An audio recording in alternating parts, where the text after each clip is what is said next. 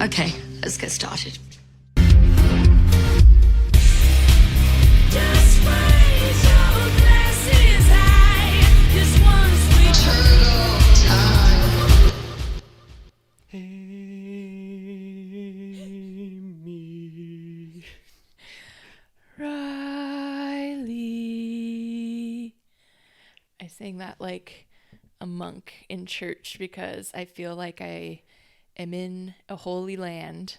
That was my vibe as well. I feel like you and I got blessed by Bravo in some way. Yeah. In a full and complete, beautiful way. I can't believe what we just watched together. Justice was served. I mean, I don't want to say it's validating, but I do want to say that I've never felt like there was a more clear-cut reunion in terms of how you and I have felt this entire season. Yeah. It almost felt like fan service to us and to our side of the Bravo fandom that like it almost can't be reconciled. Like Yeah. it almost like you can't even almost counter how beautiful and powerful that was, right? Yeah. It's like, because, I mean, to be blunt, I think Lindsay got her comeuppance. It was saved for part 2 for all of the holes to be poked in her narrative. So I know that not to get into the straw man territory, we're trying not to read the internet because we want to just celebrate our initial thoughts before we read Rough day. the people that disagree. Rough day on the internet, though. I gotta see tomorrow. I have to, or when this comes out today, I have to see. I want to see those comments. You'll be disappointed to find that they are there. Okay. Have you already seen? They will be. Okay. I've never been more sure of anything in my life. Okay. So we won't debate that. But tell me what you were gonna say. Just that. So people I already know are gonna say she was ganged up on. They're already, the ones that I have seen are saying that Andy sucks as a moderator, which I couldn't disagree more. Andy sucks. Yep. So they're just now like it's the network's fault that she is being caught in her lies. Okay. But my take on it is she was made a target on this because the whole time the public narrative has been her doing. Yeah. So it's like this is the first time that people in the room got to look back on everything she said and did and start to be like, what about this? What about that? Why'd you do that? Do you apologize for that? Like, are you sorry? Do you regret? Like, da, da, da, da, da. And it's like, she hasn't had to answer to shit so far. Yeah. Meanwhile, Carl's getting like fucking roasted and raked through the coals, like for, in my opinion, nothing, like for breaking up with someone, which isn't a crime. Mm-hmm. And I'm ready for her to have to fucking eat it. Yeah. Sorry. Yeah. Eat crow, Yeah. some might say. Every single narrative that Lindsay tried to make happen was thoroughly disputed. Yeah. Every single one.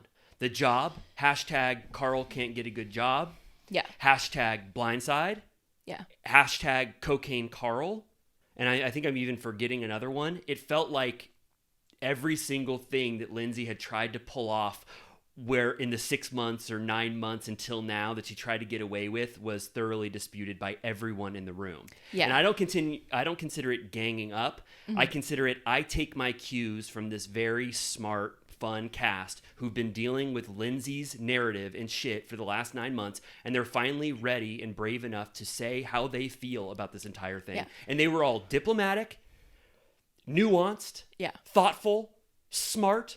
Everyone did a great job of articulating why the fuck they think this is so horrible how Lindsay treated Carl through this entire process. You know who was a little quiet? Let me think. There was someone who usually does defend Lindsay through every single thing in the world that she's ever said for her entire life. Gabby? Yeah, she barely said shit. I think that once they got to cocaine Carl territory, which is still my most shocking thing I've ever witnessed in my life, and the full one thing I point to discredit everything that Lindsay has said about Carl this season. I say, that was a relationship ending argument right there. Yeah. Carl was justified by that. Starting with that left Gabby in the lurch to defend anything more that Lindsay did. That Yeah. was kind of like game over for everyone. Yeah. And Gabby really had not much to say unless they were editing out or cutting out what her defenses or whatever. But after Cocaine Carl, there was no more defense that could have worked against Lindsay, in my opinion. Right.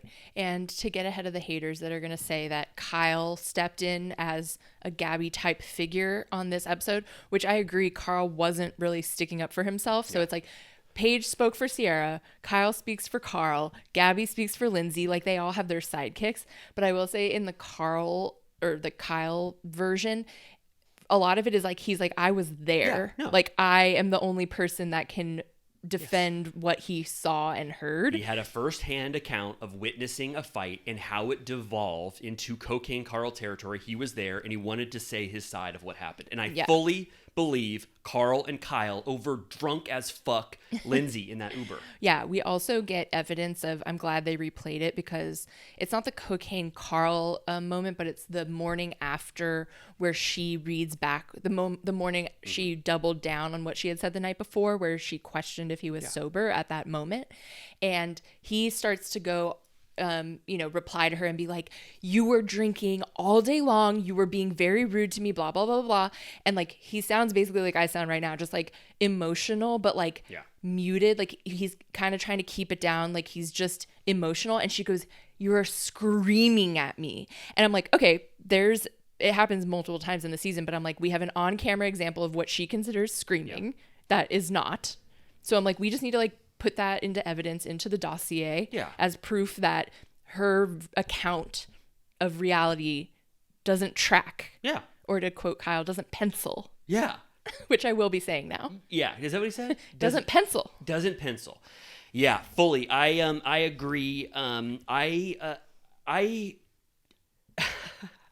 I don't know how it feels got like to the day like a dictator, like their statue got knocked down. Like I feel liberated. Yeah. It feels so much easier for me to now sort of go back into the Turtle Time archives and what we've been saying the entire time, and then have Andy almost be a surrogate for us in a way, because all the questions he asked Lindsay, we were like, oh my God, I can't believe he asked Lindsay that. And it's like, because in reality, everyone has that question that he asked. Yeah. The blindside thing. Why when Carl said, I have second thoughts about marrying you, did you continue to say that you were blindsided? Right. It's like, that is a legitimate question to ask. It's what anybody would ask. I just had a realization that, remember the day that something about her opening day, Andy went and like, Stassi was there and Lindsay Hubbard was there. There's like footage of like someone posted the story and you can see Lindsay saying hello to Andy and it looks like she hates his guts. Oh, really? Or like she looks uncomfortable. Whoa. And I was like, I bet it was like right, like close to after this where she's like, you ruined my life. I fucking hate you. Yeah. And he's like, I've known about you all along. It's in my book. Yes. He said Lindsay threw shoes at people at Watch What Happens Live. That's written in stone forever for the world to read. We're going to get into it, but any general thoughts? I mean, I think we should talk about a little bit of the West and Sierra thing, because that kind of feels like absolutely nothing compared to what we pittance. It was like, okay, let's move forward from that. I felt like it was a little bit West got a week of hate. Yeah. And we even have comments on like the Turtle Time Instagram that I'm like, oh my God, what the hell? Like, we unleashed a portal to hell on West by posting this video of him. So I'm worried about the hatred that was thrown on him this entire week. But I feel like at the very start of this, everyone admitted that in the grand scheme of things, they will move past this, and this was maybe handled wrongly, but this is well within reason of like what a couple goes through. And then even to have Sierra say, I still have feelings for West, and I would try to make this, work potentially in the future if he changed a lot of things. I was like, okay. I mean, I was like, if Sierra doesn't think that he's an evil monster, we have to take our cues from her as well. Right. So I felt like that should kind of end this pure vitriolic hatred that Wes has experienced for a week. Because I think just if we put this on the Bravo scale of what happened, I feel like this should register as maybe like a 3 out of 10 on the bad behavior scale. Yeah, so the beginning of the reunion starts with West in the hot seat because it ended last week with him in the hot seat. And now that we've been through like hell and high water on everything we just saw, I'm like, oh, yeah, I forgot about that. I don't fucking care. Right. I had a hard time.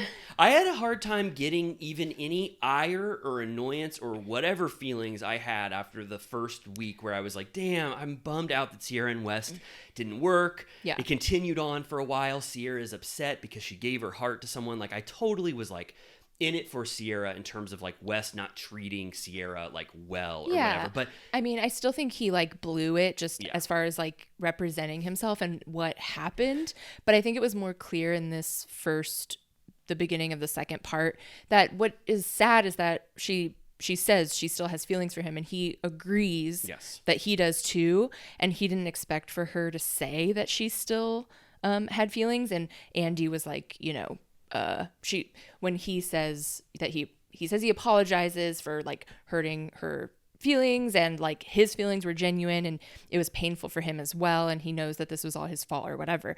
And Andy goes to Sierra, what do you have to say to that? And she just goes, it's fine. Like, she's just like despondent. And he goes, doesn't seem fine. And then Kyle breaks the tension and goes like, I'd still ship them if they got back together. And Andy's like, is there a world in which, you know, you would get back together? And she says, there would have to be a world of change. So I'm not like going to wait for that or whatever. Yeah. And Jesse goes, so you're saying there's a chance. Right. Yeah. So there was like fun little moments in between. And it just felt like it ended like, what are you going to do? Like, they ran their course. It sucks that it went down in a way that like hurt her. Maybe he could realize a change in the future, but I also feel like, I don't know, before the reunion, we were watching him on Nick Viall because we just wanted to see what the fuck else he was talking about besides to us. I mean, I wasn't watching. And Riley was held against his will. I was with his wife forcing him to watch. But it sucked. Oh my God. I'm not going to go that far. I'm just saying I didn't say West sucked. I think that show sucks. I don't want to talk shit about Nick Viall. Oh, you don't? Well, I don't want to be put in that position. I don't want to talk shit about someone that doesn't even, you know what I mean? Like, I'm not going to continue to talk shit. I would have never watched that interview had it not been forced, you know. But he reiterated essentially what he talked about on the show, that like, that he historically has been able to be selfish in his career, in his moves to new cities, in like anything he wanted to do. And it had less to do with Summer House and more to do with the fact that he's been a lone wolf this whole time, which again, I'm not saying like, I know people are like, he's 30, like grow up, like get a life, like whatever. But I'm like, if you don't want to, you don't have to. Yeah. But you know, I have a hard time even getting in the mindset of the hate for West, and I don't know if that means that I'm biased because like, you know, just because I think ultimately he's a good person. Yeah. And so I mean, like, even Paige defended him on that podcast and was like, I will never not be friends with him. I think we were a little rough on him on the reunion. I can't wait to party with him again. I really like him. If you're a fan and you're like adrift in how to feel, which I know a lot of people are, like you're worried about how you feel and it's complicated or whatever, it is really helpful to take the cues of the people that you actually respect their opinion on the cast. So when you have Paige and Amanda, who, I don't know, maybe people don't respect their opinion. I don't know why the fuck you wouldn't. Right. But look at how they talk about Lindsay. Look at how they talk about West. I take my cues from them. They obviously think that West is a redeemable. In real life. They know them way more than us. And so I look to them to give me guidance on how to feel about people, in addition to my own feelings about them. It's very helpful. Yeah. So that's all, you know, it's a reality check.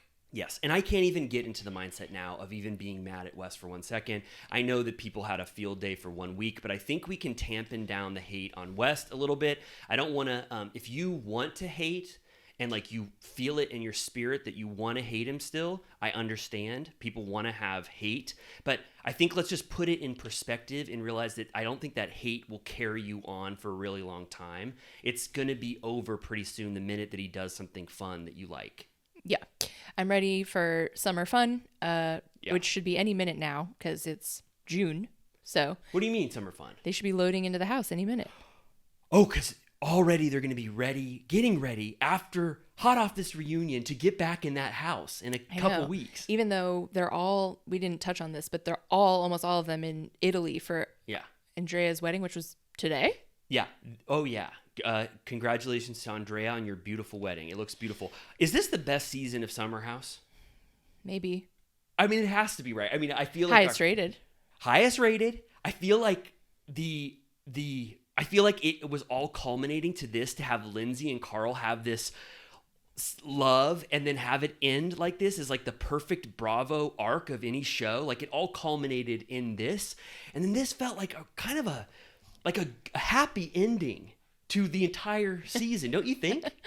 For us. Even Lindsay stands. Lindsay stands will look at this and say this is the worst ending in history. They're saying it's a carriage of injustice, that it's a witch hunt.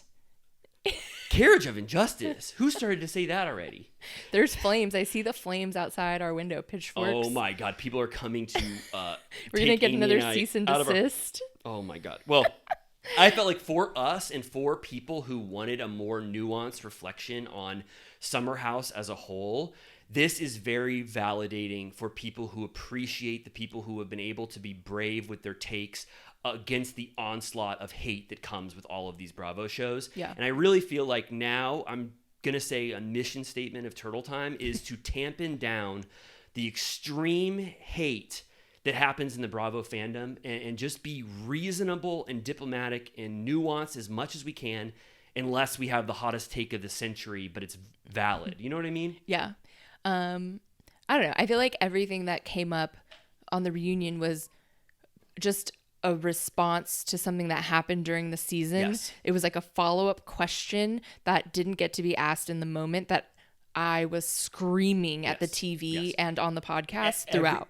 Every question that the audience and specifically us had was asked and addressed by everyone on the cast, and specifically a pointed question from Andy. It felt like it felt like fan fiction that we wrote of what we would want a reunion to be. Yeah, it was like how we always joke that we like live in a fight with a straw man that doesn't exist. Like in your dreams when you're like, and take that, and what about this, and what about that? Yeah. But it like actually happened. No, it really. Amy and I looked at each other. I swear, and I don't want to seem like we're cackling with glee. I am.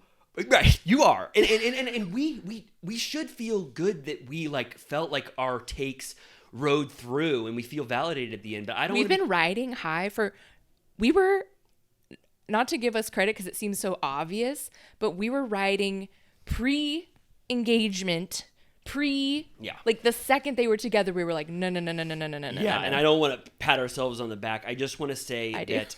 Good. I mean, we can't. I want to say that I'm only so stoked because I feel like the reasonable, objective, true version of the story got to be told against the very fervent opposition of the internet, the hateful internet. Andy called the internet hateful right to its face. I was like, shots fired. Yeah. The internet was just called hateful. I mean, it's a damn dirty place. And I'm saying now also, this is not like a Turtle Time manifesto, but I'm no longer living in the comments. Yeah. I'm not going to read the reaction to things because I want us to just have pure takes. And I don't want to debate this unseen enemy on Reddit that I don't even know who the fuck is saying that. Like, it's just not fair. Why should that argument get to win the day against us when we have such clear opinions on this I was stuff? just saying, if you've been listening, you know that today is Thursday. You'll hear this on Friday. I'm going to Europe on Sunday. And I'm like, I'm just not even going to read anything. No. And I'm going to take off on a jet plane and just celebrate this win. Yeah.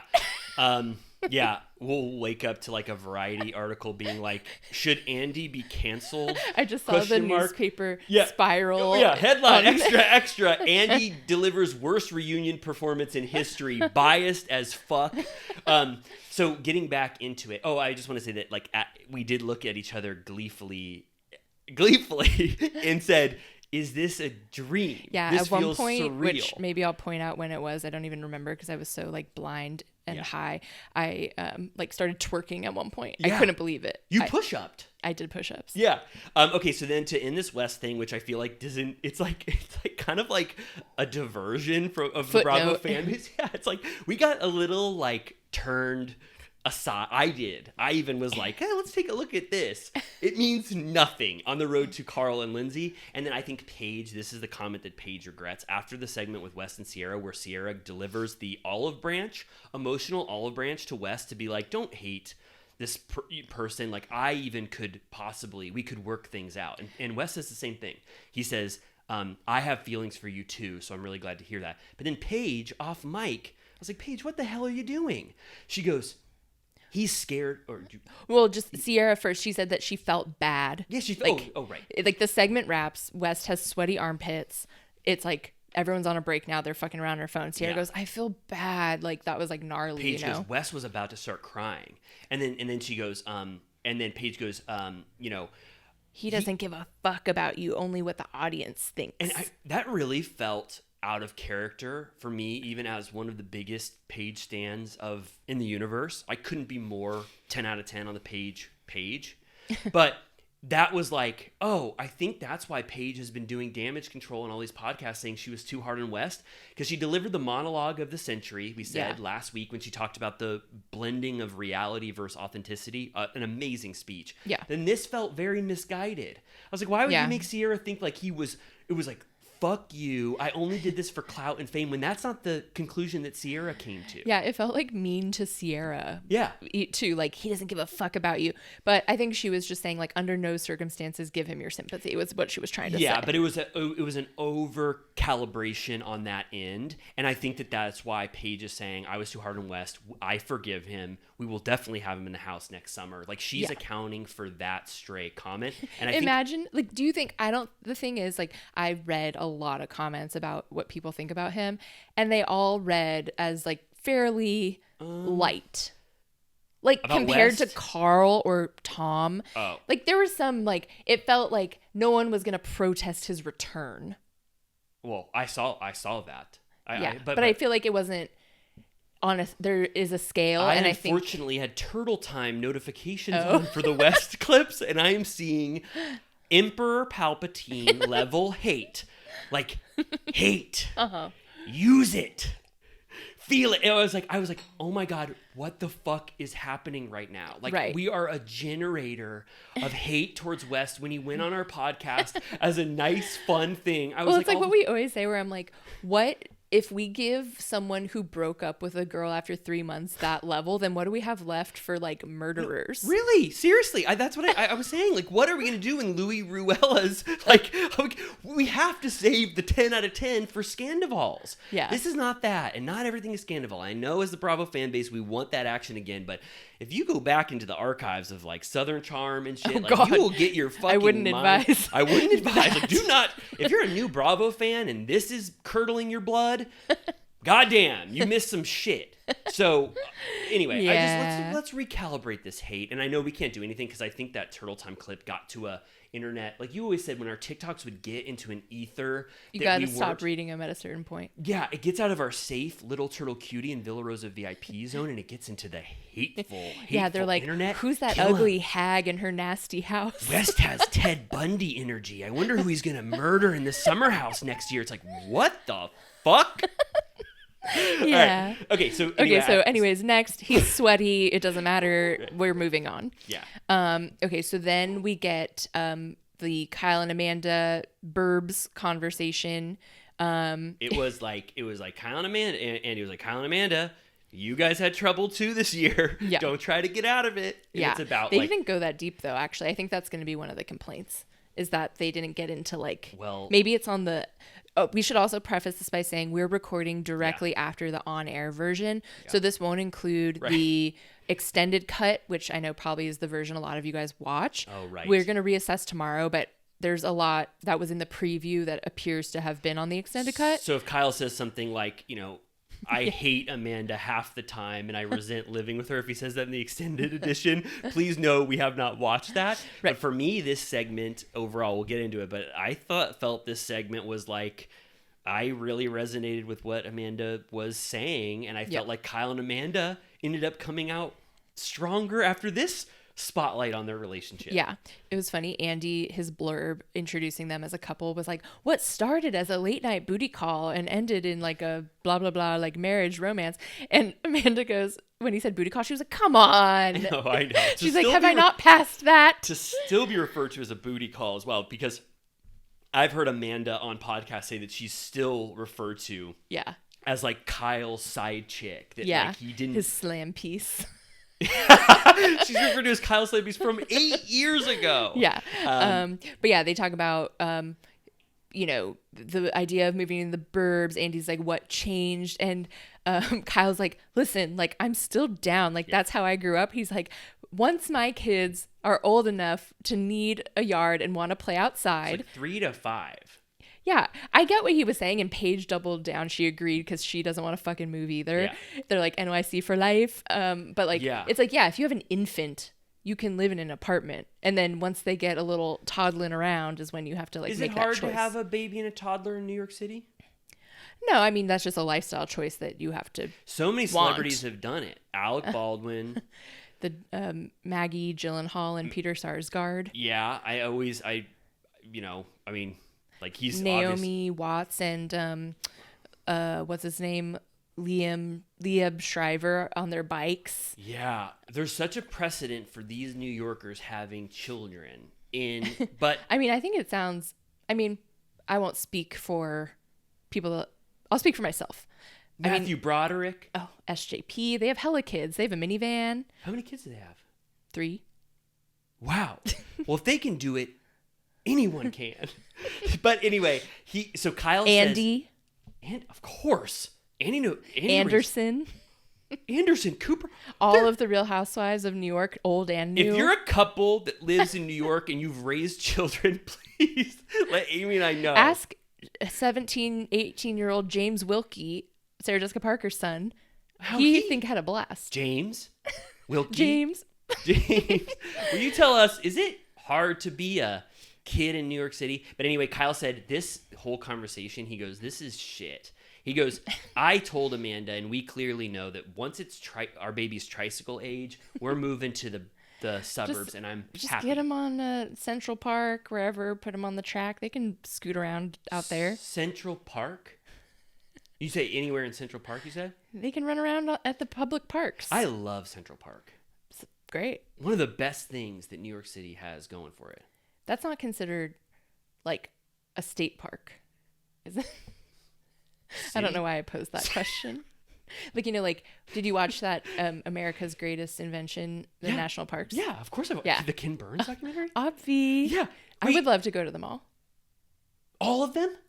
I don't know how many there are. There's only like 15. Okay. Theodore Roosevelt did all of them. His best legacy. Can I shout out my dad and stepmom? They do that? They're very possibly on the road to doing that. I love that. Okay, good. I want to retire in an RV and do that shit. That's like what my all I parents are care doing. about. That's all I care about. They're in an Airstream now. That's the best thing to do. Yeah. Okay, good. So I didn't really call into question that Amanda and Kyle's relationship was on the rocks because she wants to move to New Jersey. I never felt that way. Yeah. So this was more just kind of fodder for me to understand that Kyle and Amanda are doing good. But then Amanda lays the cards on the table for all the Kyle and Amanda haters, which are numerous. Well, I don't know if this is going to be like a get out of jail free card. But Amanda says, I actually was bordering on depressive thoughts and on the road to being very depressed since we got married. Yeah.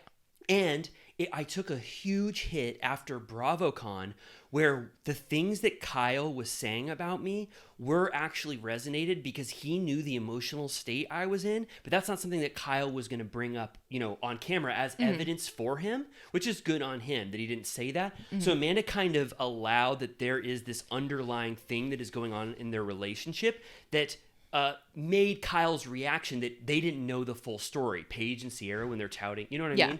So I felt like that was new evidence that came to light that it was good to know. Yeah. That Kyle wasn't on a rampage because Amanda's career, he loved Loverboy so much and he had to have her, in the trenches with him fighting. Yeah. I mean, one could say he should have had even more empathy to her knowing her mental state. Who would say that? A detractor. No, No, but she said, of course people will be ripping that up, but no, I mean, but I sympathize with her. She basically said she didn't even know how bad it was until she was sort of out of it, and she touts antidepressants for that. But he was trying to say kind of like he's like, you are struggling day to day and now you want to add more to the mix. Like, that's probably not a good idea. But I mean, he went about it terribly. Yeah, everything he did, I will say this as a huge Kyle fan, but I do think he made overblown reactions to everything that was going on for a little bit of shine this season. I really felt like he always had a 10 out of 10 reaction to something that didn't warrant it at all. And I feel like looking back, he'd probably be embarrassed. Well, he admits how embarrassed he was for like throwing the can and screaming all that shit. You know what I mean? Yeah. I think like he thought he was trying to generate conflict in a way. Yeah, I also have to take an L because I thought when he was on his rant and rampage saying, well, she wants to pursue her dreams, I want to be a fucking DJ, I literally thought that was a joke. Oh, I knew. Like, I was like, yeah, like, I want to be an astronaut. Like, yeah. I thought that's what he was saying. But they reveal in the reunion that he's literally taking DJ lessons in New Jersey. Yeah, which is hilarious. That's like when Luann's son took breakdancing lessons. I have it's like the goofiest shit. Oh my god, I have a little more.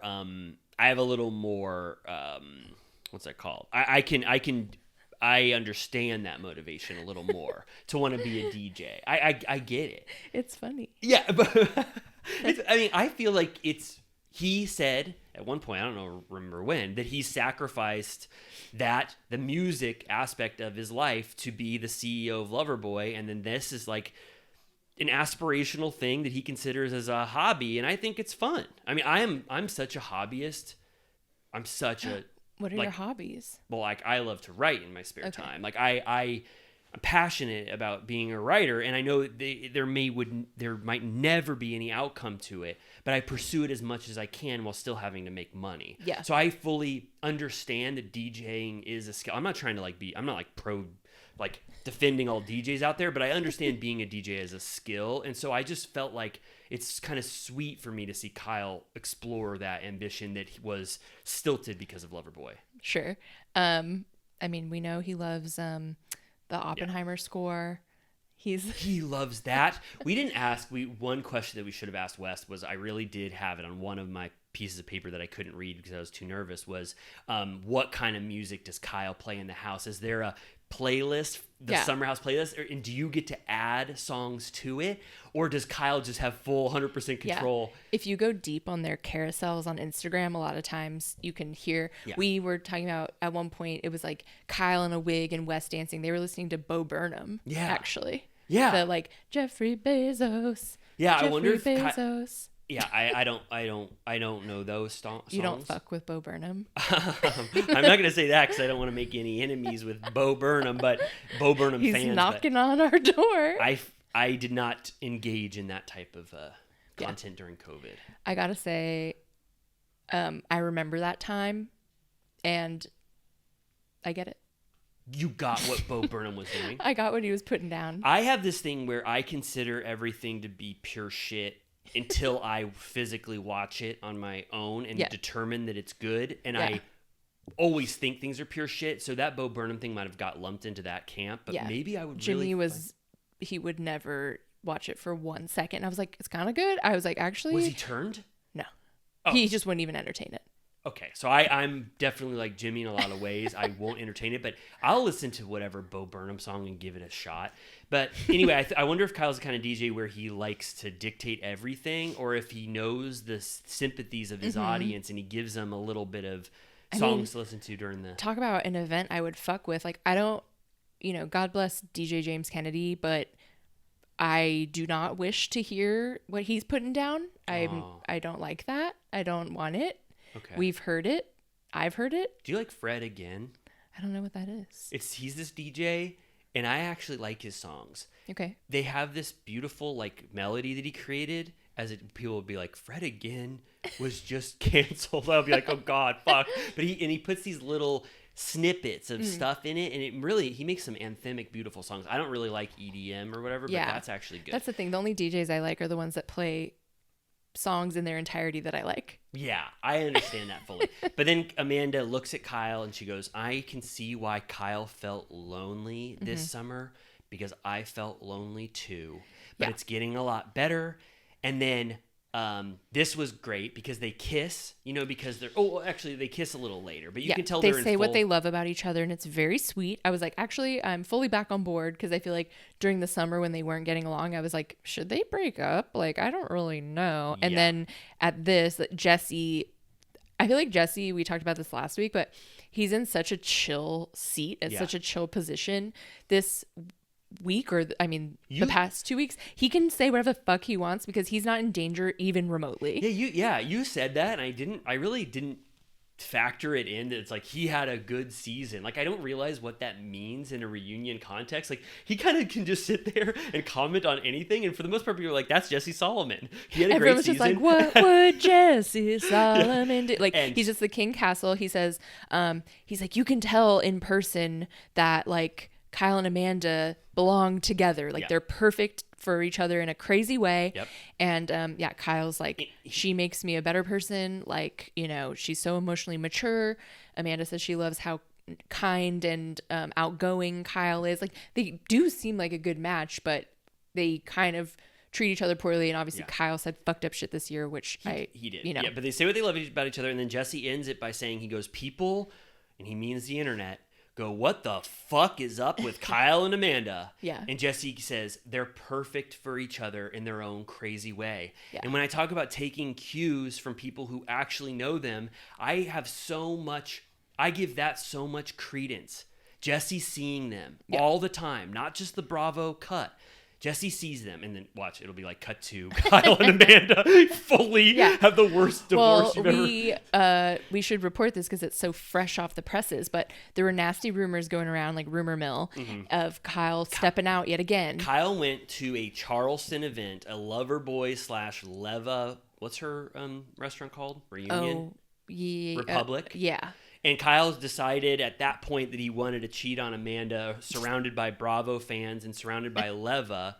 So there was like a shady video that went around like this week, but it was old, I think. Yeah, from November or something. And then Leva said she had to set the record straight. She goes, in no way did Kyle cheat right now in this instance. I mean, we don't know when Kyle has ever cheated. I'm not giving him the escape hatch on all but of like his cheating. Leva is like, she went out on a limb because she was like, I will not stand for a marriage to be torn apart What by if lies. she's doing damage control because Republic just got a Loverboy B, contract? I was gonna say a B grade. So she has to defend Kyle so that the health department of Charleston will give her an A the health rating. department is like Lindsay Hubbard. She's like F. Oh my God. Are you ever going to watch that Southern Charm spinoff that everybody says is good? Southern Hospitality? Yeah. No. Okay. Which is why I'm like, I don't like tout what Leva says, but I believe that she believed so strongly for this to be false that she needed to write like 10 paragraphs. I just think like if you're going to cheat, which Kyle has cheated in the past, so I'm not giving him like the no cheater edit. Yep. I'm just saying that I don't think it would be like Wes cheating on Sierra at the Bravo watch party that we were at, and us Right. all seeing him make out with someone in the corner if they were still in a relationship. Right. It would be the absolute worst It would place be to do like it. making out with someone at the Regency. Yeah, it's like he could go anywhere else he wants. Like he goes to Loverboy events, he should go to some dive bar. Right. No, it would be like, that's why I was like, is he seriously that dumb? There's no way. Yeah, it would be a bad place to cheat if you're a master cheater. Right. Okay, so then we get to the What Would Jesse Solomon Do segment, which my main question is, if he's releasing that single, does it fall under the Bethany Clause? Yep. Apples does, the Vanderpump Rules song, because they played Apples 100 times, and definitely What Would Jesse Solomon Do? But how is he going to get... He's going to have to pay for that interpolation that everyone in the world knows. The fact that we can sing the chorus to that song, but we don't know where it came from... That's true. ...means that there's something that he used as an interpolation. So I don't think you can fully get... You'd have to pay them 50% royalties. You can't just bank off a well-known chorus for a song. Have you heard that whole beef about what's the song? Bittersweet Symphony. Bum, Like, bum, bum, yeah. bum, bum, Rolling bum. Stones, like it's like it's from like a symphony track that they made or something like that, and that band never made a cent off of that song. They never did. No, because Bittersweet Sympathy. yeah, Or symphony. who sung that again? It's the Verve. Oh yeah. So I guess apparently later Rolling Stones were like, actually, mate, that was fucked up. We'll take that clause out. But Was that Mick Jagger that was that? that was a direct quote. I was saying it was that impression. Yeah, Who's the other guy in the Rolling Stones? the one that's all dried up, Keith Richards. Richards. I was asking, was your impression Mick or Keith? It was them in unison. Both They said of it them? together in agreement. I heard this story about Mick Jagger. Here we go. He was a consultant on the Boardwalk Empire successor called Vinyl on HBO, and Terrence Winter was the writer on that. And he said by the time Mick Jagger was a consultant on that, Mick Jagger was like had just been knighted by the Queen, and he was all like conservative, so he didn't like the stuff that Terrence Winter was putting in Vinyl. Like Terrence Winter came off Sopranos, wanting to put despicable fucking shit in this, and Mick Jagger was like, no, he was like, it's gotta be. Well, you know, how does Mick Jagger talk? Yeah. But he didn't want it to go to the levels of He like was walking around like in his like pigeon walk. he had just been he was pigeon walking around the set of Vinyl, and he was like, no, don't do that. Like he was like the what's it called when you're like enforcing the rules? Yeah. He didn't want it to get Lord that of the Manor. I one time I worked in marketing like for studios for said you my did? last job. Yeah. And they had an example of like the way that you have to credit people, because there was a whole drama about like how Mick Jagger was credited on Vinyl. Like it was like Mick Jagger presents Yes. or some shit like yeah. that. Oh, yeah. And it was like a whole thing. Yeah, really? Yeah. Oh, I love that. Whenever you see in the credits someone saying like, and presenting for the first time Yeah. Mick Jagger, that means their agent hounded someone for months to get that shitty credit. With Mick Jagger. Yeah, or for the first time presenting, that means their agent made their client get credited. So whenever you see a vanity credit like that, the agent pushed for that. Introducing Turtle Time. I just want to say where I got that anecdote from. It's from Pandora's Box, the same guy who wrote the Easy Riders, Raging Bulls, Peter cool. Biskin. It's the best book on television that I've ever read. So Cool. just want to shout that out. Love that. Andy tees Andy up calls Jesse says he has the soul of Sinatra, which goes back to your Rat Pack question. He goes, you've got the moves of a certified player, but you've got the soul of Sinatra. How the hell do you do it? It was like the most softball shit of all time. shit. And then Jesse goes, I don't know, baby, but I've got the soul of Sinatra. And he goes, what would Jesse Solomon The do? entire room sings. I was like, it's like the biggest shoe-in ever. Like, No wonder West was saying he's like, Jesse got the best reunion of his life. can you imagine how different their experiences have been? Yeah. But yeah, so they do a funny bit about how Paige during the season gave him shit for touching her leg. Yes. And then he goes, and during the break, he goes, do you know how many fucking times you've touched my leg during this reunion when you gave me so much shit? And they roll the tape and it counts to like 8 or something. Yeah. And then like everyone's pointing at him like, you're touching her leg again. I feel like that leg touching thing got a little bit like glossed over. Like that obviously could have been a bigger deal, but Paige and everyone must have nipped that in the bud. Luckily there was a lot going on this season, because otherwise they would have rested on that. Yeah, I'm glad they didn't. And then Paige was touching the shit out of Jesse's leg. And then they kind of go into like why Craig wasn't worried about Jesse. Andy was like, you said that Craig, once he got a look at Jesse, he wasn't threatened at all. And Jesse was kind of offended. He was not offended, but like nicely. He's just like, because he thought I was a fucking joke. Yeah. Yeah. And then it gets deeper. They talk about his cancer journey. He said that was one of the main reasons he even wanted to do the show, was for that storyline and to help people. And he said it's been super rewarding because he's gotten, so many messages, and kind of gave a shout out to like anyone going through that right now. He wanted to show that there's light at the end of the tunnel. And then Andy was like, why didn't you want to cry? Okay. And he said I was insecure about crying on national television. So I did my crying sort of like in the vans or whatever. Like I felt self-conscious about that.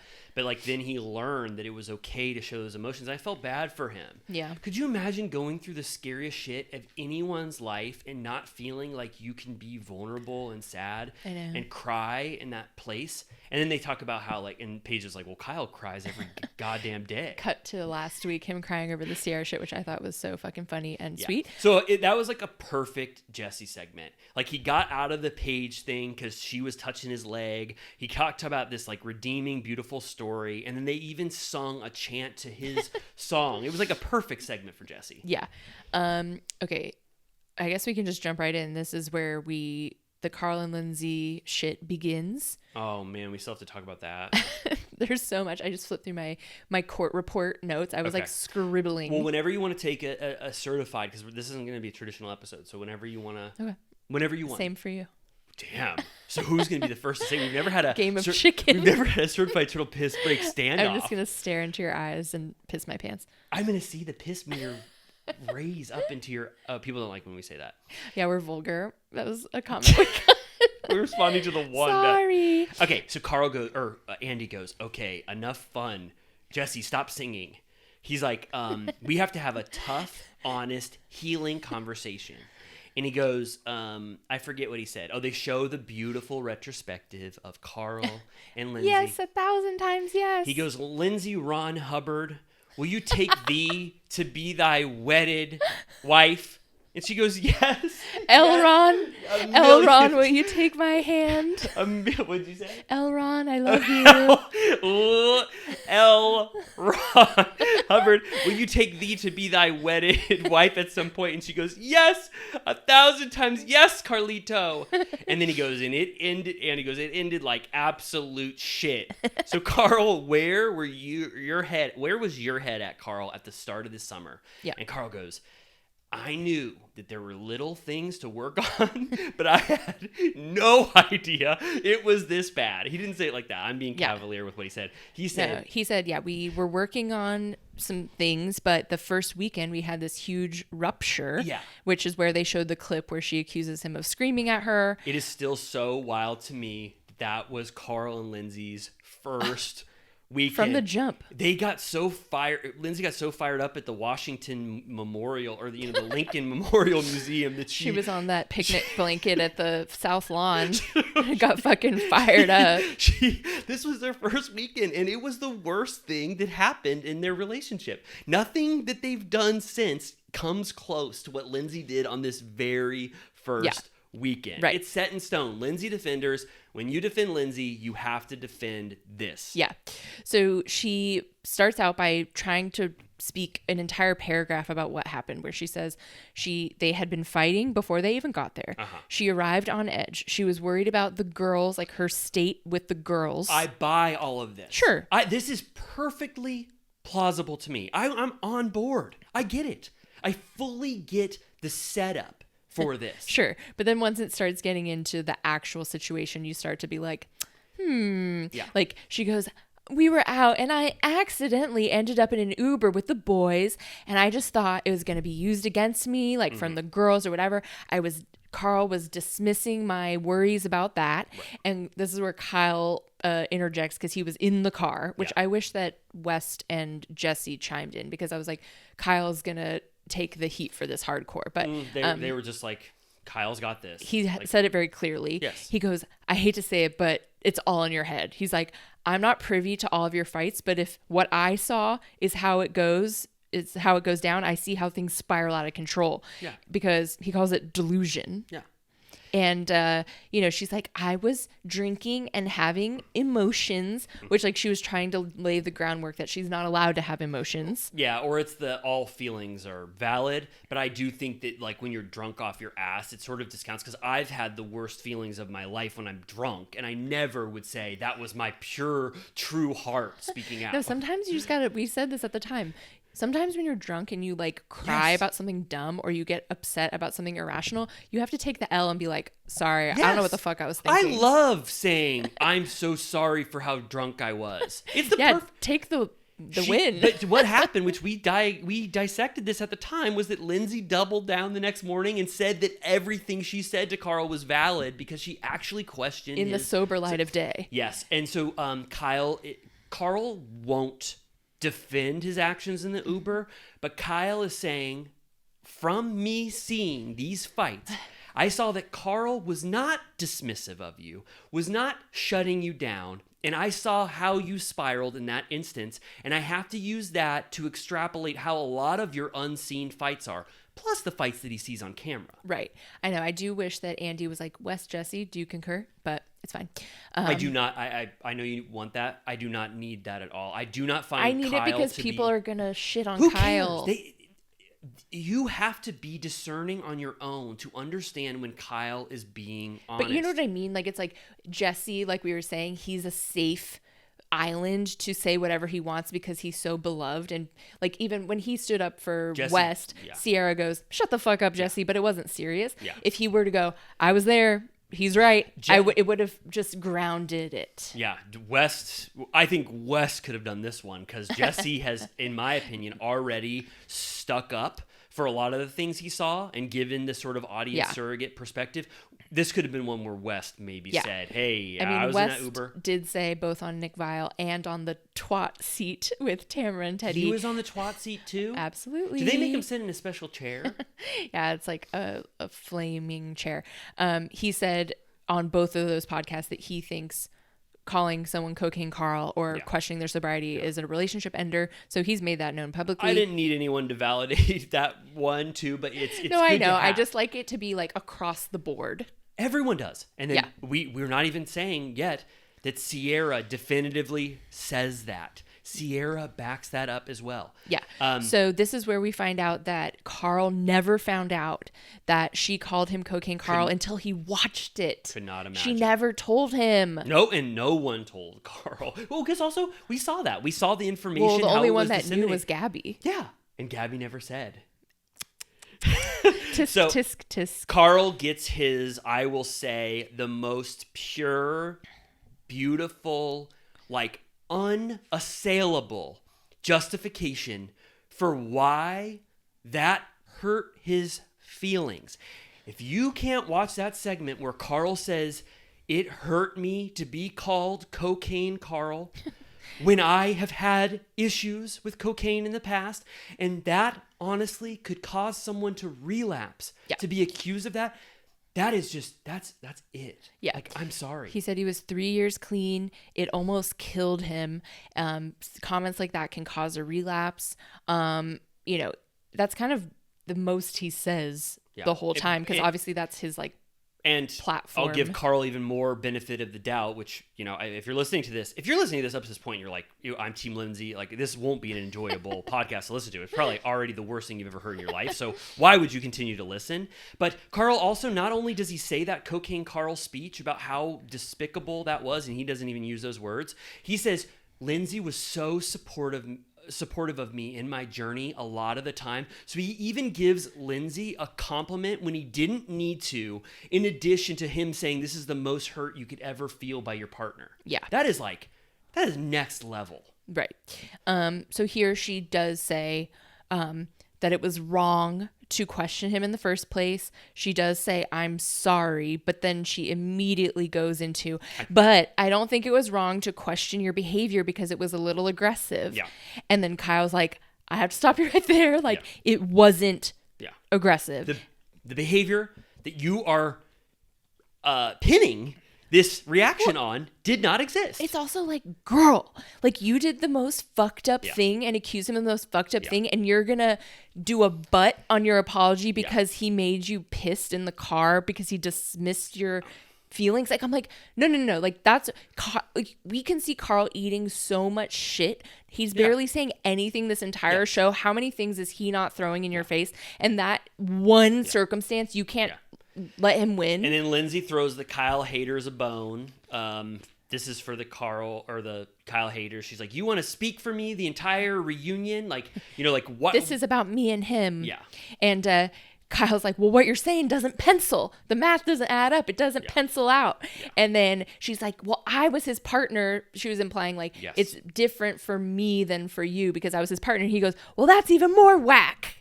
Yeah. I mean, it's like, I will say they're the best like head to head. Like Yes. Kyle's the only one that will like be like, you know, in season 7, he's like, I'm worried about my best friend because he's dating a fucking psycho. oh my God, when they show that season 7 clip, I'm like, I don't even remember that moment. I'm like, I feel like that was the last time I was like running around like, he said it. yeah. So, and I guess you could make the argument against why Kyle was speaking, but I personally found what Kyle said to be illuminating. Right. And this is where Sierra interjects and says it was a cutthroat accusation that's she stuck in the knife and turned it. It's a relationship ender. Then Amanda goes, she weaponized his sobriety. Yes. And I will say Amanda did an amazing job this reunion. This is the turn for her towards starting to go against the Lindsay narrative. And from now on in this reunion, Amanda is trying to set the record straight for Carl, which is a very brave thing for Amanda to do. And I found what Sierra said to be brave as well, for her to call that a relationship ending accusation. So I think that the tide starts to turn against Lindsay now. And that's when I would say this is not ganging up. This is everyone finally letting their true feelings about how they felt in the 9 months when they couldn't speak about this. They're finally letting it be known how they felt about the entire thing. Right. Which is why I'm like, everyone took the thing of all the girls hugging at the apartment at face value and were posting memes like, why didn't Vanderpump end this way or whatever. I was like, they're being nice because she literally got broken up with like 2 days ago. But I'm like, you know their history and you know that they don't fuck with her. So like, why are you acting like everything has changed? Yeah, that's pictures. Damn, the dog. When the dog barks, a picture's worth 1,000 words. Yeah, that's what they say, which I say you have to take the context into consideration. Yeah, you have to read the little paragraph next to the painting. And Paige, Sierra, and Amanda want to actively dispel the myth that they were fully supportive of everything that Lindsay did this entire time. That speaks volumes. Yeah. So this is where Carl even again throws Lindsay a bone and says, so supportive. Yeah, she's been so supportive this whole time. I come with a ton of baggage that I have to lead with every time I date someone. And Paige goes, you've been talking very badly about yourself all day. Like, you know, just because you are sober doesn't mean you're in the disregard pile. Yeah, you are not an awful person. Yeah. And Carl goes, have you read the internet lately? And Angie goes, the internet is hateful. Shame on you, internet. Shame on you.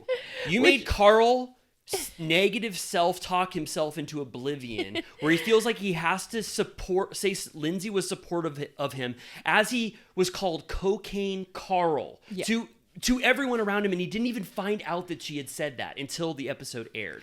Right. That is what the internet made Carl think about himself, to the point where Paige, who I feel like this is brave of Paige as well, tells Carl straight to his face, to the internet's face, Carl is not a bad person.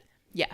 And we've talked about before, Andy mentioned it either on a different Housewives reunion, I don't remember, but he's mentioned more than once that the main hurdle to cast new housewives or people on Bravo is that people are like, I'm not fucking opening myself up to that internet. No, even Anne-Marie, I'm like, she's one of the worst flop housewives of all time. I would never, ever go on Instagram and say, you fucking suck. Yeah. Stop talking about Sutton's esophagus, you piece of shit. Like, she was, in my opinion, the worst you could ever do as a housewife on a franchise. I would never get into the fucking hate mix on that. Yeah, it's dirty out there. It's rough, and I think everyone, if you have done something like that, you need to stop completely and stop participating in hate.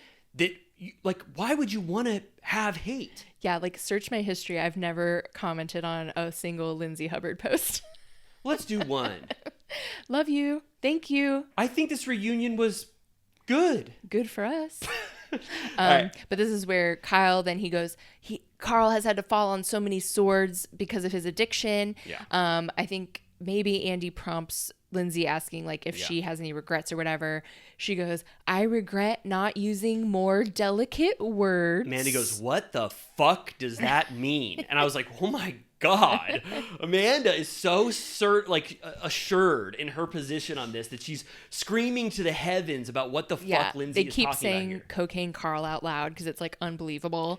And then Gabby steps in and goes, she regrets it. She feels bad. Let's move on. And Andy kind of looks back and forth like, what the fuck? Is there a Summer House fandom that only likes Lindsay and Gabby? Yes. Like there's people who watch Summer House and they're like, I like these two cast members the most. Yes. Okay. All right. Well, good. So then you would discount that Amanda was going against Lindsay at this point. And then they kind of say you don't regret calling him Cocaine Carl. Like you really don't regret those words.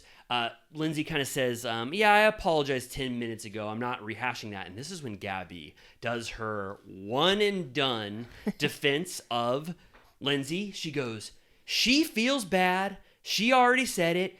Get over it. We're moving on. Yeah. And then we go through like the job stuff because there's a question like, it was something like, from the viewers, do you feel like Lindsay, you contributed to his tough job situation because you shot down everything he wanted to do? And you know, this is where they go over everything he's talking about. Carl says that he is in fact going to open a cafe / sober bar. He says he feels like it's his calling, to which I say, good luck and Godspeed. We'll see. Paige this is when Paige says, I think that's really nice. I really like Paige's defense of Carl. I don't know why it's so like thrilling because I really did think that she would not speak up for how she really felt about this disillusion of this marriage. So the fact that Paige thinks like is being sweet to Carl when he wanted that reaction from Lindsay about his sports bar, I was like, damn, like Paige like looked at Carl throughout this reunion and was like, I'm gonna help you, Carl. Like I feel like you're being berated here. Right. And then this is when Lindsay says, she goes, what the hell? I dealt with this for 8 months. He basically had pieces of paper that he would write ideas on and he would throw them out. What am I supposed to do? Just fucking wait for a piece of paper to drop and grab it from the air? And Paige in the background is like cackling. And I feel like she's laughing because she can't believe that Lindsay says this kind of shit. Yeah. Did you get the sense of that? Yeah. Like she's like, this is insane. And this is where Andy steps in and admittedly breaks the fourth wall, and he goes, I have to assume that you guys at this point in time are making the same amount on the show. And Amanda goes, a lot of money. And you know I love this stuff. They get into it. I love it that Andy broke the fourth wall for us to know that these because this is what I've been fucking harping on this whole time, where I'm like, what is your job? I think they make close to $1 million. A year? Yes. I think they do. I think they make $800,000. I know that Stassi told everyone in the world that Sandoval had made 1.2 million around season 11. If Summer House is in its 8th season and they do the same tier bumps for OGs, I think they're in the 800,000 to $1 million range per season. So this is when Andy, I love when Andy does break the fourth wall and tells the producer side of things to the audience. I love when he does that. But this is so relevant. So like, and then Lindsay tries to double down and she goes, yeah, and I'm asking, what if that job goes away? And Paige goes, what if he turned that same question on you? You would say, fuck you. Like, you know, you have the same job. He doesn't make significantly less than you. What does he make? According to the numbers they said on the show, he makes like 30 grand less than you a month. Like, that's not a game changer. So Paige won't give Lindsay this. Which is what I screamed at the TV this whole fucking season and brought up on every single episode of Turtle Time. Then a viewer question said, Lindsay, what exactly is your job and how many hours a week do you work? And she looks like stunned and she goes, well, this show and brand campaigns on the side. And basically the entire room goes, that's what Carl does. Yeah. Like, she didn't even come up with another answer. Like, I'm like, what the fuck are you talking about then? That's your entire job is based off of Summer House. She had 4 pillars that upon which #blindside rested on. And one of the 4 was toppled in 1 second. Career. Yeah. You know what I'm saying? That's over. Yeah. It's over. Even Paige is saying, what's the fucking difference? You Yeah. just got a dry January bubbly ad. You got a Yeah, she started to... Cheez-It snapped.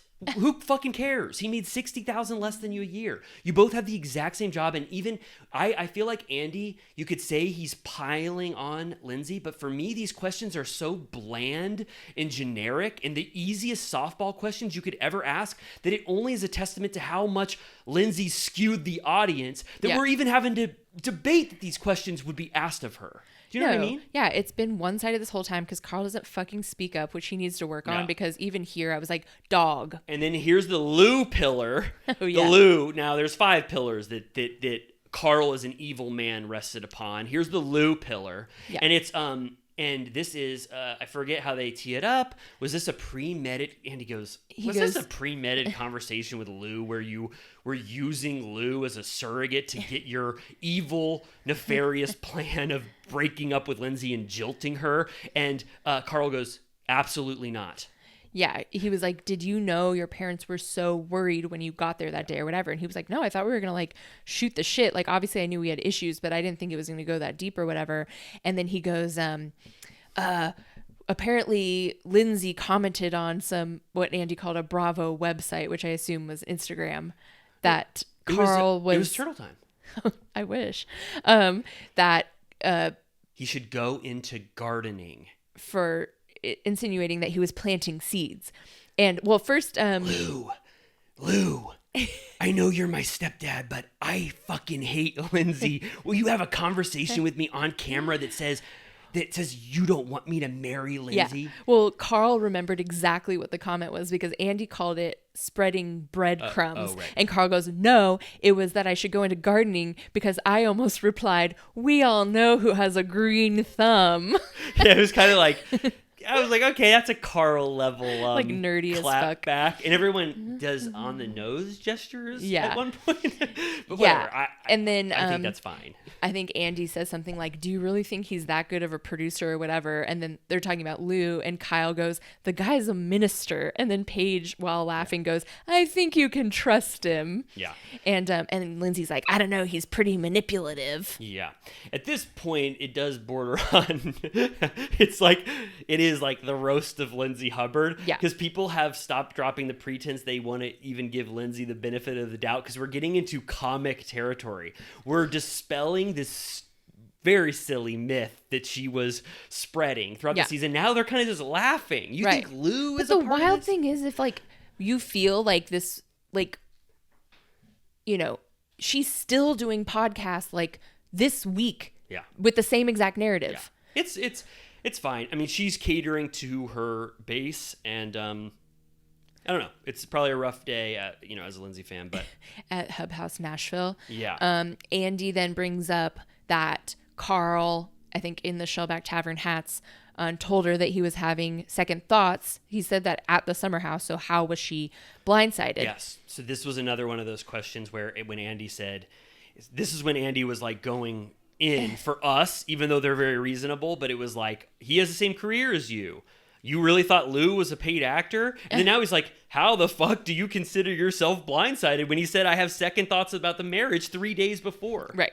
And then I think she's the one that brings up, or does he bring up that they didn't speak for 3 days after that? She says, well, yeah. I mean, the last conversation we had, he said, I have second thoughts, but I'm committed to working this out. And then we didn't speak for 3 days, so I assumed everything. Well, she didn't say this, but she assumed everything was good.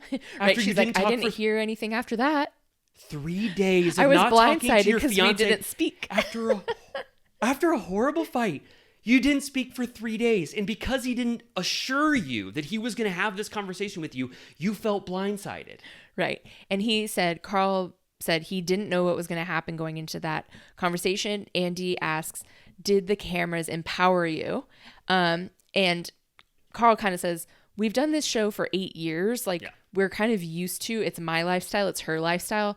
Like, talking about shit on camera, like, that's par for the course. Yes. And Andy goes, I just have to say, like, if you got engaged on camera, doesn't it track that the relationship would end on camera? Yeah. And you're getting paid to share your story. And she says, something that I said a few episodes ago, that like, in the real world, like she says that she thought that their respect and like friendship should go beyond the show, which I'm like, I'm sure you would have granted him that same courtesy. Absolutely. I know it to be true. And this is where Andy goes out on a limb again. He goes, I want to bring up an important point. He goes, production decides what is shot for the show. You don't know what's going to be shot or like what's going to be shown. Yeah. And production wanted to follow up on the aftermath of that terrible weekend. And he goes, so the notion that Carl called them up and like summoned them didn't happen. Yeah. And she starts to go, I never said that. And he goes, well, that's the narrative that's been playing out. So I just wanted to make it clear to the audience. Yeah. And I told you a couple weeks ago, I was like, I never cared that the cameras were on. I don't give that anything, but I'm glad that for even the people who said that is the ammunition against Carl to hate him for his entire life. I'm glad that that was dispelled, even though I didn't give a fucking shit about that for 1 second. Right. And when Lindsay starts to be like, I never said that he set up the cameras, Amanda goes, you're speaking out of both sides of your mouth. And Andy goes, I have the power to ask this. So I asked the producers, did you know that's what you were going to film? Like you were going to film a breakup. Yeah. And he said definitively the producers did not think or know in advance that that's what the scene was supposed to be. So this is when you'd be like, fire Andy.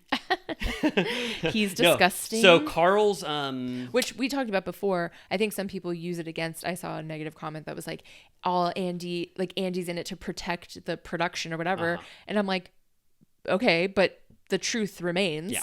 Like, I think that's what we were talking about. He does get fired up about is like, you're not going to manipulate the I almost said strategery, like George Bush. Oh my God, you almost pulled a strategery, our first Turtle Time strategery. The like strategy or like the conduct of the show to sway as if it was like a gotcha blindside. Because he's like, it literally doesn't work that way. No. Yeah, I liked that perspective, as I always do, a little peek behind the curtain, and I love that production didn't know that that was what Carl was there to do, because I believed Carl when he said that. I believed that he didn't expect that reaction from Lindsay to immediately call her dad and say, this relationship has ended based off what Carl said to me. Even I didn't expect it. Right. She maintains that she was blindsided. Which no one gives her. Right. Anymore. And she says he was laying the groundwork to villainize her. And Amanda goes, oh, here we go again. And, you know. Andy said, this was kind of a interesting Andy perspective. He was like, in that last scene, like, I really expected you to be the one that would be like, I'm done, I'm out, you're waffling, I'm gonna nip this shit in the bud, like, you're done. Yeah. Like, I'm breaking up with you because of this shitty behavior. Like, that's what they expected Lindsay to do. The group agreed. Yeah, and then Kyle goes, in what, I don't forget what Lindsay said, but then Kyle said, like, no, because I didn't think that we were gonna break up over these issues or whatever. Yeah. And Kyle says, yeah, that's because no one has ever stood up to you before. Which I agree. I think that's what happened in that conversation. Yeah. Carl didn't know that he was saying this is the end. He was saying he just finally said everything that he should have been saying all along. Yeah. And she got up and walked away. Yeah. Like, and she took that as it being the end. But it was like the second that he said what was on his mind, the way that she always does, she left. Yeah. Yeah, and we gave Carl a lot of credit in that final conversation for coming with the facts to Lindsay. Then Lindsay gets her hate beam on Kyle and says, you've been absolutely so nasty, Kyle. You've been treating me absolutely nasty. And Kyle says, you have no self-awareness about yourself. And he goes, the way you handled this to me is like the biggest deal of this whole thing. This really is it, and we'll talk about it another time because I don't have the proper words to articulate it, but the way Lindsay handled this breakup with Carl for the press is the real, villainous thing she did. She let the man that she loved and wanted to marry writhe in the fucking dirt for the hate of the internet, gathered all of the hate upon him so she could have this fake redemption arc that even the people in the photos don't agree with it. She capitalized on that solidarity to bring Carl down for the fan base for 9 months. And that's what Kyle finds egregious. Yeah, he said that's why I'm amped today. Yep. Which like we, I think touched on this a little bit last week, but I feel like the clip got pulled up online after the fact. But I forgot that at BravoCon, they did squash that beef with Sheena and Lindsay, where Andy made Sheena admit that she said on her podcast that Lindsay called the Paps to her friend's restaurant because they told her to get Ariana there because she was the biggest star in the world at that time. You know who would know about paparazzi strategy and shit? It's fucking Sheena. Yes. So if she's accusing you of calling the Paps, you know she knows. It's undeniable. Right. And you can't, no one can say now. No, even the staunchest Lindsay defender cannot say that she obviously puts things out in the press. That is like definitive now. Yeah, like, are you joking? No matter what you think. Then they get into the rent stuff. Yep. Andy goes, do you still live in the place? She's like, yep, our lease is up June 15th. And Carl goes, 14th, which is today. When you listen to this, it's June 14th. Carl is out of that apartment. Yeah, your $13K hole is done. Yep. And then he goes, well, what are you going to do? And Lindsay goes, I actually renewed the place. I'm going to stay. Yes. And Jesse under his breath goes, she can afford it. Jesse was absolutely killing it. So with her Cheez-It cash and her Airbnb flow, she's paying $13,000. Cheez-It puffed. Got it. Cheez-It puffed. So did everyone but Lindsay get the goldfish? And Yeah. she got the Cheez-It? Yeah. It's kind of nice. I mean, I mean, it's all to herself. That's pretty good. And then Andy goes, Lindsay, I kind of like that Andy ended on this like nice note. Like it was kind of like, he was like, okay, let's ask a question. He goes, are you seeing anyone, Lindsay? Yes, I am. He's a wonderful man. He's wonderful. It's serious. I love him. She said they've been dating since January and it's tracking in a serious direction. It's giving serious.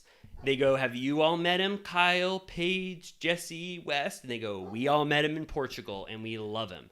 And then Andy gives a little dig again. He goes, has he seen the show? And Lindsay goes, no. And he goes, well, that's probably for the best. Everyone says that. Yeah, he's like, yikes. Yeah. Carl says he wants her to be happy. And then Andy asks Lindsay, do you agree that Carl did you a favor? And she, she can't even say yes. She says it was the right decision, but the way he did it was extremely disrespectful. Mm-hmm. Not handled well, which again is it's people are mad at the process, but ultimately agree with how it ended. So it's like we got a lot of people that like to follow the rules. Right. That's where they're giving Lindsay There's the credit. no rule book for breaking off of engagement. We got some, but of course we got some rule followers. They don't like that how he did it. And then Carl gives the the like speech at the end where he's like, I still miss Lindsay because Lindsay said I don't miss Carl. She says I did at the beginning, but that dissipated quickly. Yeah, and then he goes, I do miss the great times. She had so much support for me. He goes, I haven't even kissed anyone at all this entire time. He hasn't kissed anyone. Yeah. And yeah, and he goes, and then at some point again, Carl goes, I'm sorry about how this all happened, and I'm kind of surprised by what you've been saying. He goes, I thought that, and he goes, why are you surprised? Or someone says, and he goes, I thought that, she would try to burn me to the ground for some reason. And she goes, we're not done yet. I was like, I think she did try. Well, also, we can't comment on this clip because we didn't see it in the episode, but in the preview, she claims that she had to lock herself in a bathroom for safety. And I was like, I mean, that's pretty bad. Yeah. Yeah, we haven't seen, we have to say it again, we haven't seen that extended. If it's really bad for Carl, Kyle, West, then you and I are completely fucked. But other than that, Carl goes, well, I'm glad you admit that, like, I did you a favor. And she goes, I didn't say you did me a favor. I said it was a great decision. The universe did me a favor. And Carl goes, I agree with that. Yeah. And then Andy goes softball to Kyle. He goes, Kyle, do you think this cast of wild cast members will be able to send it under one roof again next summer? And Kyle goes, absolutely, Andy. We are reporting for duty. You've got the best summer of your life coming. It was like a full pitch for Summer House season 9. I loved it. And then he goes, let me cut off your mullet. Yep. He absolutely botches the shit out of it. He went way too high on Kyle's the ponytail he created. That ponytail should have been on the bottom. Yeah. And Kyle looks doesn't so even, bad. Kyle doesn't even know Yeah. the cut he got at I the feel end like of as it. long as he did a close shave, I think he figured it out. I think he did too. Yeah. I think he did the thing where you A fade. fade in. Anyway, Yeah. well, Amy, I feel like 1 hour, 18 minutes. Did we do our duty here as turtle time for the little turtle cuties, for the Villa Rosa VIPs? Do you think we honored and did justice to one of the best seasons, if not the best season of Summer House? Yeah, I feel like no question was really left unanswered, except, we'll see what was in the bonus 15 minutes or whatever it is. But yeah, I was very satisfied by the rocks that were left. No rock left unturned, I guess is what I'm trying to say. The rocks that were there were completely unturned. Or no, they got were all turned. turned. Good. Well, you officially heard it from us. The rocks got turned tonight on Summer House, or last night. And let's just. I think that if people enjoy this episode, you want to just give our little I feel confident after the fiery emotion and energy of this episode that if you enjoy our hot flaming takes, leave us a review.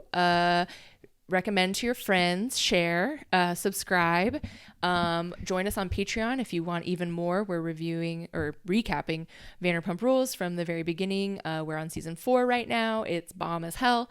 It's fun over there. The comments are safe and happy and fun, not scary, not bad, not toxic, which is honestly the only part of the internet I prefer to read. So pay $5 a month just to have access to that.